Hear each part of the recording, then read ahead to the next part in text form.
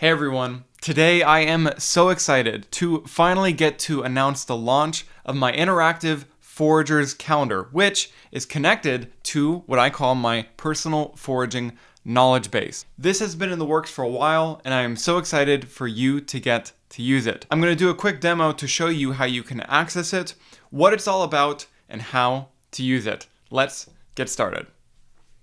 Alright everyone, so when you navigate to the site for the first time, then you'll be presented by this page to enter the password, so I'll do that. Enter.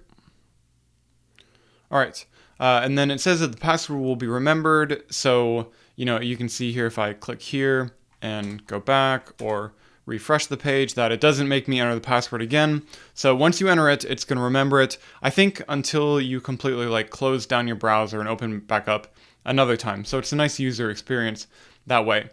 To get the password, that will be on Patreon, and I'll always kind of pin it for you to be able to get it.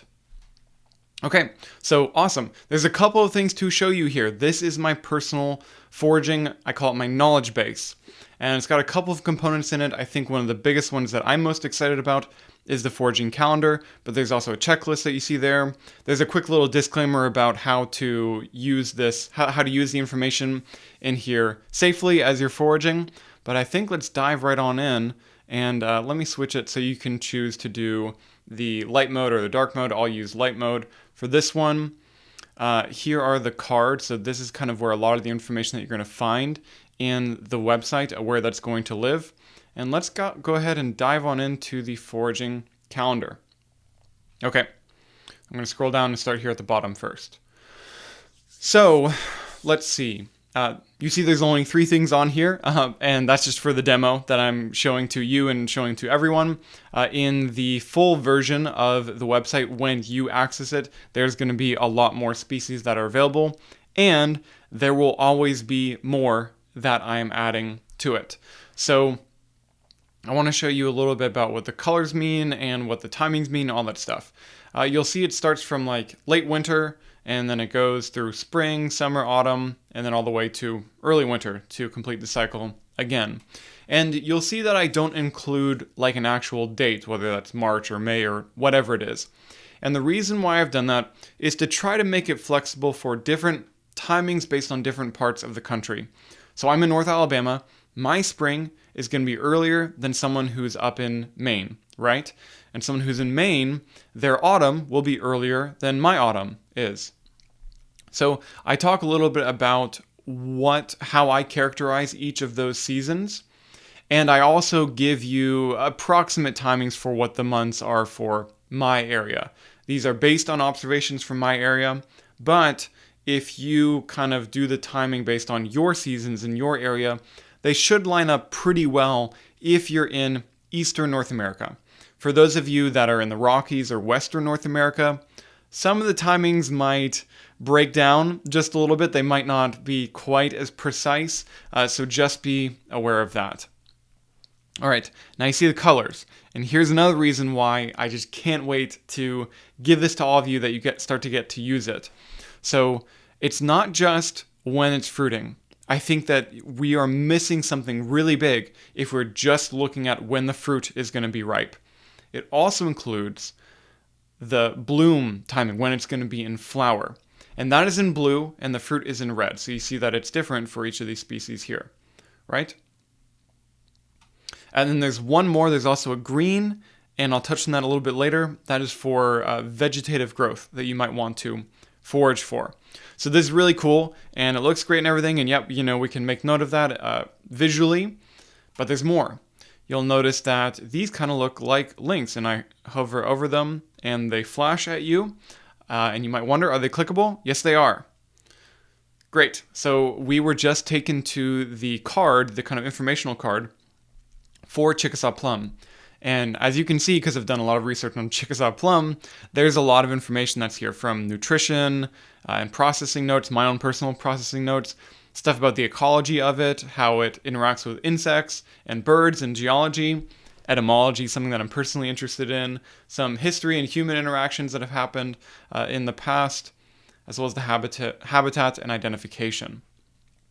And, let's say that right now you're just interested in how to eat it, edibility, and how to identify it. You can see on the right here, there's also a table of contents. So I can skip straight to edibility or identification, and I can jump around the article. So that's really cool. And then you'll also see something that I want to highlight at the bottom that says links to this page. So these are pages that would take you to this page right here. So you can see the way that all the information is connected. And this is kind of the database aspect of the knowledge base. So let's quickly jump to one of the ones that this is linked to, which is Prunus section Prunosoraceus. That's a taxonomical way of saying wild plums. So a way that I can represent if I'm telling you about American plum or Mexican plum or Chickasaw plum or hog plum, any of those would be comprised under this umbrella. And for something that's more general like that, like distinguishing all wild plums from Bradford pear, you can see that is right here, distinguished from Pyrus Kelleriana. And there's a bunch of different details here that you can go on, which is in a video that I published recently. But I'll tell you at the end about how the information here relates to the videos and the articles that I make. I'll touch on that a little bit later on. But we can also click here for the card on Bradford pear. On the Bradford pear card, there is information on how to distinguish Bradford pear from fruiting pears. And we can even click on this, which is a way to capture the information on parts of a flower. And go back. And there's even something on noxious invasive plants. I think I'll touch on that in another one that we can see there.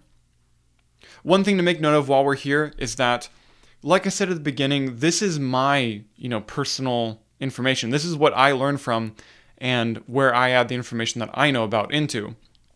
So I'm always working on it, but it's never going to be completely done. So if there's a part that I haven't filled something out yet, like a lot of times I'll know that, one thing is linked to another species, I'll put that in there, and then I'll try to get information about that species sometimes down the line. And so if you click it and this link pops up over here that doesn't exist, that's all that's going on. It's just that I haven't gotten to that one yet. If you ever encounter something like that and you're like, oh man, I really want that information, I really want to learn more about that plant, that species, whatever it might be, please send me a message on Patreon and let me know. And then I will give extra attention to make sure that that gets published onto the site. The site, because it's my personal notes, it's going to be updated basically weekly, if not multiple times a week, because I'm always working on this just in general. It's always on my laptop that I'm typing things out on. Okay, so let's go back to the beginning now. I think that was a fun little dive that we did, starting from Chickasaw plum. And I love that you get to go through things that way. It's kind of like, information is leading you from one piece to another. And I think that's how I love to learn. Okay, so let's look at American elderberry really quick. You'll see on this page that's like, oh, there's not a lot about American elderberry. In certain situations where the way that you use something is more general, it might not be on the card for the species Sambucus canadensis, but it might be on the card here for the genus Sambucus. So, whether it's Sambucus canadensis or Sambucus nigra or Sambucus cerulean, I think that's it, blue elderberry. A lot of them are used in relatively similar ways. And if that's the case, you'll find a lot of it on the genus card. So cautions about consuming it raw. On this card, a little bit about identification, a little bit about, I say that you can go to the water hemlock card, and it represents the information for distinguishing water hemlock from elderberry when it's flowering, something that's particularly important to know about. Let's go back. Winter characteristics for it. You'll see a lot of information for, things that I've made articles for or videos on represented here. Well, it was here first. It was always here, and then from this point is kind of my jumping off to making a video or something like that. That's the second time that I mentioned it, and again, I'll elaborate on that more later. Okay, let's jump back to the foraging calendar one more time. And yeah, like I said, that green right there is for the vegetative growth of smooth sumac. So it's unique from a lot of the other things on the wild fruit calendar. Most of them, it's mainly just the fruit, maybe the flowers that we're after. But with smooth sumac, it's a little bit different because the shoots are also really good too. And so I talk about sumac aid, which is made with the berries, and that it's okay, but I actually really prefer winged sumac for making sumac aid or for making spice from the berries. And I really love the shoots of smooth sumac. There's also a section on identification for this one and a little bit about distinguishing it from water hemlock as well. I think most people wouldn't do this, but it never hurts to be too cautious. So I give you a lot of information for how to distinguish those. Like I said, I really love learning clear details for distinguishing things. So you're going to see a lot of information about identification in this personal knowledge base. I basically think about this like your own Wikipedia for foraging specifically. And I really love that about it. Okay, so that's the foraging calendar. Like I said, when you get access to it, there's going to be a lot more species on it. There's going to be a lot more information for you to go through and learn from. And, whatever time of the year it is, you'll be able to jump on this calendar and see, okay, what is coming up? What's coming up next that I need to pay attention to? And not only through the calendar, but also through this right here. This is my Spring Foragers checklist. So, like I said at the beginning, this is what I use myself. So when it's late winter and I start to see early spring greens that are coming up and like, oh boy, I better get ready. There's a lot of things going on, like all at once, especially in the springtime and especially in the autumn. And what I do is I go on this card. I'm like, all right, what's coming up? What do I need to be prepared for? What are the things that I don't want to miss? So you're not going to find things on here like henbit or what's another one that, or plantain, things that I'm personally not interested in. You're going to find things that I'm excited about, like foraging for purple dead nettle for tea, like foraging for Sochan. I put here on bold, one of the best wild greens available. Sochan is amazing. Like it's so good. I could talk about it for a very, very long time. So that's on here. Allium canadense, wild onion. This will be added eventually to the foraging calendar as well. It won't be out at launch, but it'll be out soon after. And, that's another aspect of what you're getting. Continual additions always are going to be added to the calendar. How to distinguish Allium canadense from field garlic. I've talked about this before. Allium canadense, the native wild onion, far, far superior to the invasive field garlic. Let's see what else we have on here. So edible flowers that are coming up, black locust, one of my absolute favorites. You can see there's a lot of information. I did a lot of research on black locust as well. And we can jump back to it from the page that linked to it that we clicked from. And yeah, so wild greens I'm looking for, wild shoots I'm looking for, edible flowers, and then flower scouting.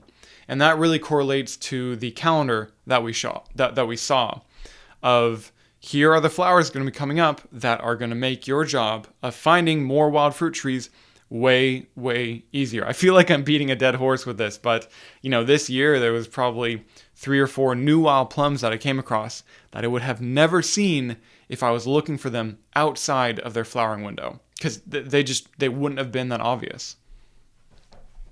All right. I think that is everything. Is there anything else that I wanted to show you here?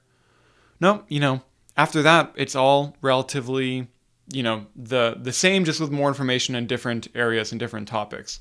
So as we get into the summer, there's going to be a summer foraging checklist. There's going to be an autumn foraging checklist.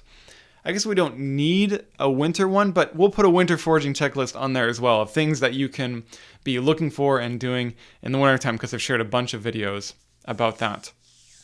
All right, so everyone, that is my personal foraging knowledge base along with the foraging calendar. I didn't want to just give like a static image of the calendar. I felt like that was not enough. That didn't represent something that would be exciting enough for you to, a member of my Patreon, that I so appreciate your support. I wanted to give you something that was incredibly valuable. And this is what I've been alluding to before. I wanted to give you something that I could consistently deliver really valuable information to as I am receiving it. what I want to be able to provide for supporters on Patreon like you is the information that isn't all buttoned up. Because, I'm always making videos, I'm always writing articles, but I only have so much energy. And the knowledge that I have that I want to get out there to people is so much larger than probably what I will ever be able to deliver in the form of a video or an article. And some of it I may never, because people in general just wouldn't be super interested in it. But foraging nerds like you and like me would definitely be interested in it. So that is all going to live here. And because this is where I use my personal notes, it's always going to be continually updated. Like at the speed of me recording that knowledge and information, you are going to be getting access to it as well. And that is something that I am incredibly excited about. So use this. Please use it and experiment with it and see what you like. Encounter areas where maybe there's some information that's missing that you want to be elaborated on more. And please send me messages about how you are using it, how you're enjoying it, or new things that you want added to it. I would love nothing more. And I look forward to all the messages that I will get from you as you get to use this application even more. All right, everyone, I think that that's all that I have for the announcement for this offering that I have for you. I think I've said it like 20 times now. I'm so excited. So I will see you in a future video, and I look forward to chatting with all of you more about all of this. Thanks so much.